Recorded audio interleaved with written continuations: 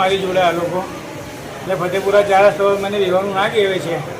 અને આ લોકો મને 20% પૈસા આપેલા, મને 1 લાખ રૂપિયા આપેલા મને. એટલે આવી રીતના ઉઘરાણિયા કરતો મારી જોડે આ લોકો. આનો બાપ છે ને આના લોકો રિયાતનો ધંધો કરે છે આ લોકો. ફતેપુરા 4 રસ્તા દુલદેવાળમાં રહે છે આ લોકો. અને તે ઓફિસ બનાવી છે ને આવી રીતના ધંધો ઉઘરાણીઓ કરે છે મારી જોડે આવી રીતના. ને મને એવું કહે છે કે તું ફતેપુરા 4 રસ્તામાં ના બેસતો, તો તારા હાથ તળે તોડ નાખીશ ને તારા પગ કાપી નાખીશ બોલે કે. કોણ છે?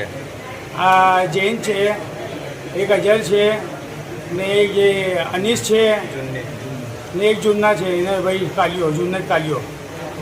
અને અનીસ છે દૂધવાળો, અનીસ દૂધવાળો. હા.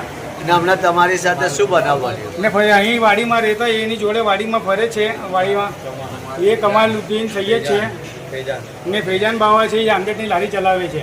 આ લોકો મને રિક્ષા ભરીને આ લોકો 2-3 જણા ગાડી પર હતા ને બીજા આ લોકો રિક્ષામાં આવેલા. મને ફાટકું માર્યો, તલવાર મારી, દારીઓ લઈને આવેલા ને તામી મારી.